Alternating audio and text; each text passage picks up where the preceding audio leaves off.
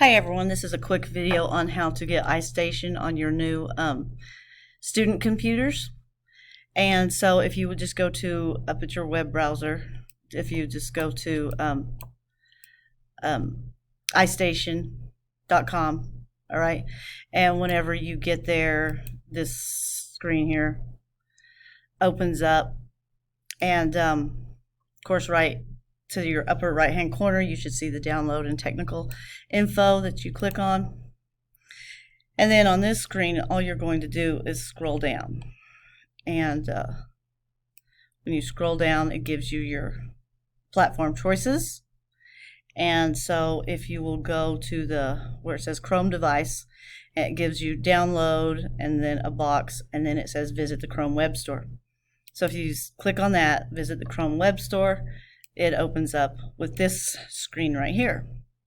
So on this screen, don't click the blue box, but rather below it where it says Chrome application from the Chrome web store, you click there. And then right here, this page opens up. This is your Chrome web store. And what you need to choose here is launch app. Okay, so when you do launch app, it'll take just a little bit. It'll say Istation and give some information about it.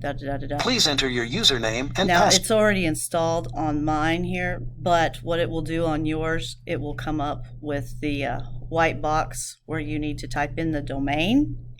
So where it has the domain, okay, it will give you a box that looks similar to this one right here. It's your configuration box, and all you need to do is start typing in Tucumcari. Whenever you do, it will give you three choices like that.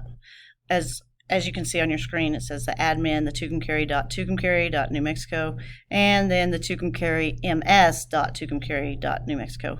Make sure you choose the second one for the tucumcari.tucumcari.New Mexico, which to your right it says Tucumcari Elementary School. Okay, hit OK, and then you will be good to go.